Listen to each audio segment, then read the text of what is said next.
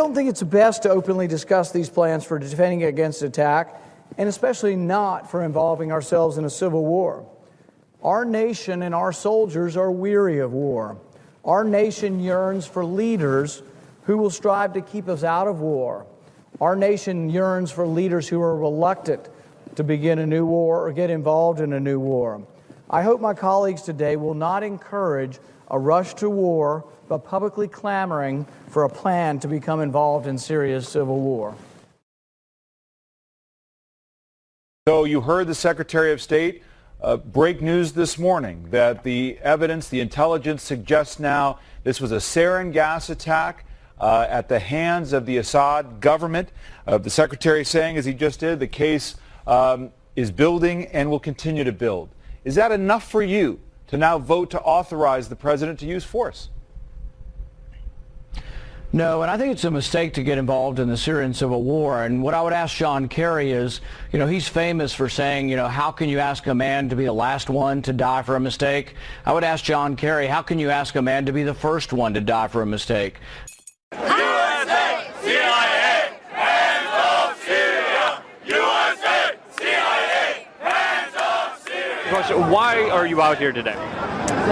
I'm out here today because I am just so fed up with the hypocrisy coming out of our own government.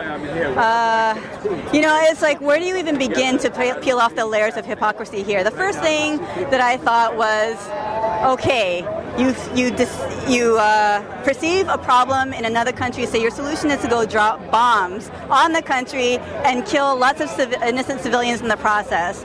I would ask John Kerry, do you think that it's less likely or more likely that chemical weapons will be used again if we bomb Assad? I'll ask him if it's more likely or less likely that we'll have more refugees in Jordan or that Israel might suffer attack. I think all of the bad things you can imagine are all more likely if we get involved in the Syrian civil war. I'm here because I do not want any more war, regardless of the situation. Plus, politically, I don't think this is right. I wanted to deliver a message to my fellow Americans and to the United States government that we are sick and tired of war. We do not want to get involved in the war in Syria. We do not want another war based in the Middle East based on lies. We do not want another war because the only person who wins in war is ExxonMobil and the big corporations. The people always lose. We fight, we die, they win. What I've told them is I'm not sending my son, your son, or anybody else's son to fight for stalemate. When we fight when we have to, but I see things in a very personal basis. I see a young John Kerry who went to war, and I wish he remembered more of how awful war is and that it shouldn't be a desired outcome. They want war. They live on war and they make money on the war. I'm here against that. And I'm Iranian. I'm attacking on Syria. Next thing you know, he's going to attack on Iran. I want people to understand that we do not need a war in Syria. The war in Syria is a hoax. Just like the war in Iraq was a hoax under Bush, the war in Syria is a hoax under Obama. He's talking preemptive strike, the same as Bush. He's talking sending in troops, the same as Bush. The difference is that once we start a war in Syria, it's not just a war with Syria. Russia will be called into Syria's defense. But I think the failure of the Obama administration has been we haven't engaged the Russians enough or the Chinese enough on this, and I think they were engaged. I think there's a possibility Assad could already be gone. Everybody here that, doesn't know the truth that, we do not want war, that, the terrorists are the ones who are, just destroying our country, and we're here for peace. We love the U.S., we love Syria, we want both to have, great relations, just be together.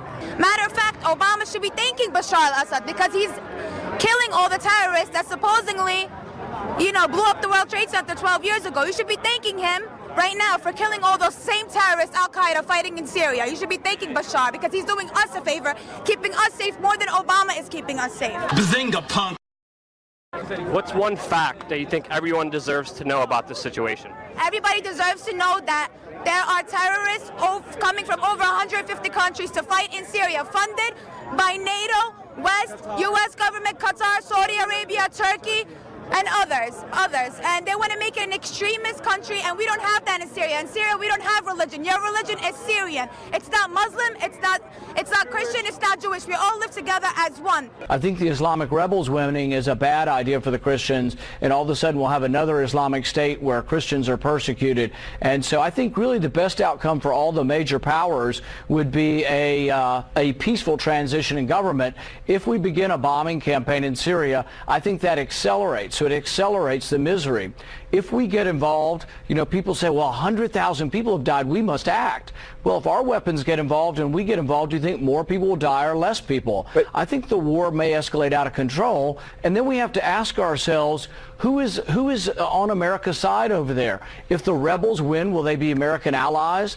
Assad's definitely not an American ally, but I'm not convinced anybody on the Islamic side, the Islamic rebels, will be American allies. So one fact is that no solution has come forth. Plus, they do not know for sure who did this chemical attack. That we do not know what is happening there. The American public does not know. We have no proof.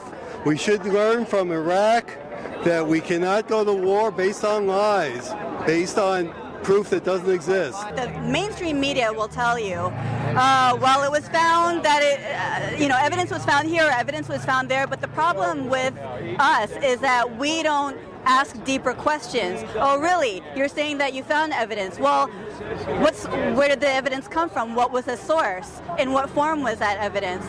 There are none of these critical questions being asked. And there are a lot of questions we have to ask. I think it's pretty apparent there was a chemical attack, but we now have to ask, are we going to go after chemical weapons with our bombing?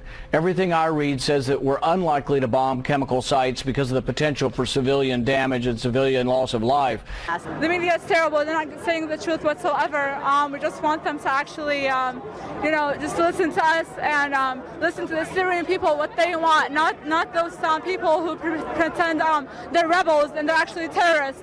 But you asked John Kerry whether or not he'll stick by the decision of Congress, and I believe he waffled on that and wobbled and wasn't exactly concrete that they would. But absolutely, if Congress votes this down, we should not be involved in the Syrian war. And what do you hope to accomplish? I hope that American people realize that this is against American working class and American people. Unfortunately, the mass media here is with corporate America, so Americans don't know what's happening. If they knew, they would stop. Even now, I think the majority of Americans don't want any war. our nation and our soldiers are weary of war.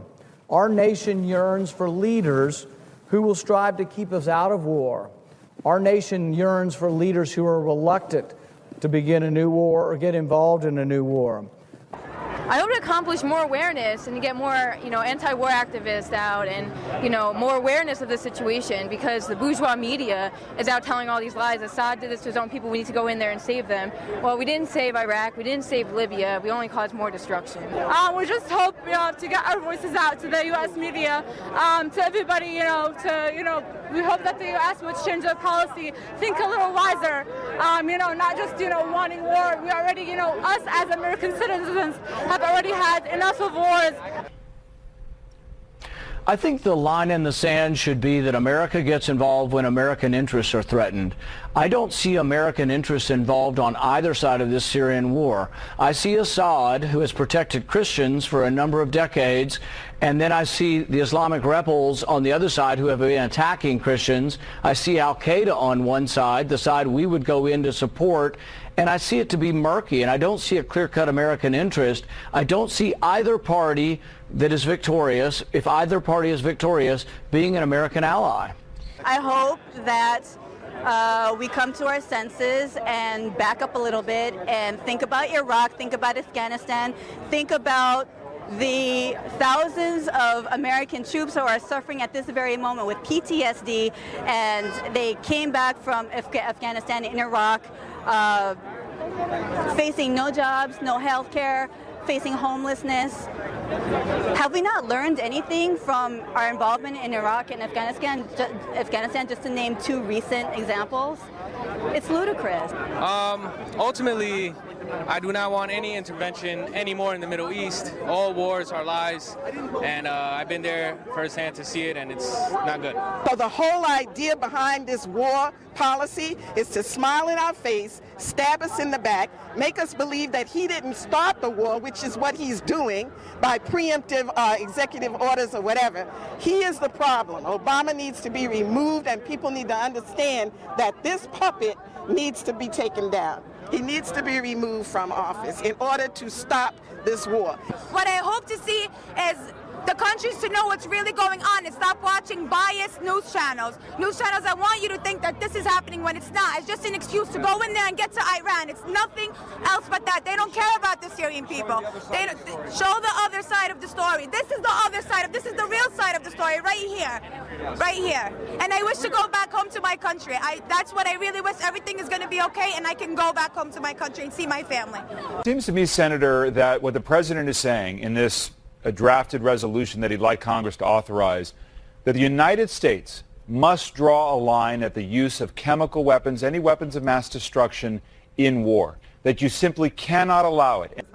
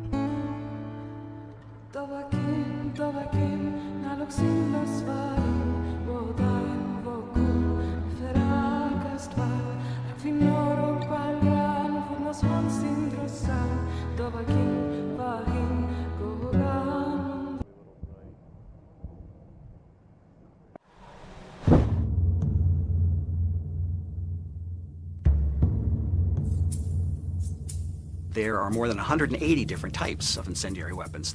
They basically are weapons that produce fire through a chemical reaction. White phosphorus is what they call dual purpose. It can be used for smoke screens or illumination, but can be, and in fact is, also used intentionally as an incendiary weapon. White phosphorus creates horrible burns. It will stick to your skin. It will burn through to the bone. If you cover it up with bandages, when you take off the bandages and expose it to oxygen again, it will flare up again. So you've got a weapon that creates particularly cruel injuries and a weapon that can't be accurately targeted on the military objective. Well, for the past 7 years, we have witnessed countless scenes of death and destruction in Iraq. And now, allegations that the horrors of war extend to the unborn.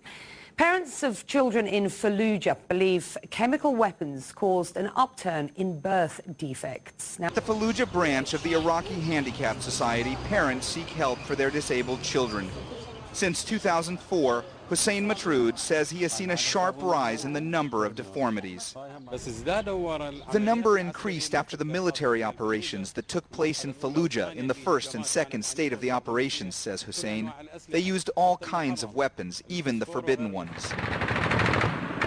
In 2004, U.S. forces launched 2 major offensives to clear insurgents from Fallujah. Large parts of the city were reduced to rubble. Hundreds of tons of munitions were used. Many residents believe the weapons used released toxic chemicals that are causing these deformities. 5-year-old Zahra was born with 6 fingers on each hand and 6 toes on each foot. Her mother was pregnant with her when the Fallujah offensive began. Her father blames American weapons. They bombed the house. They claimed we were terrorists, says Mohammed. I told them that it is just me and my wife. We were just married 3 months ago. And he is still angry. We were comfortable, he says. Then the occupation came. Our families were destroyed. My child is not the first child that got this in Fallujah. Hundreds, maybe even thousands of children are suffering. 2 years after Zahra was born, Mohammed Rana had another child, a son named Abdurrahman. His deformities were even worse, and he died just 3 days after being born. 10 days ago, The world watched in horror as men, women, and children were massacred in Syria in the worst chemical weapons attack of the 21st century. There's an old saying, to the victors belong the spoils. There's another old saying, Senator. Don't piss down my back and tell me it's raining.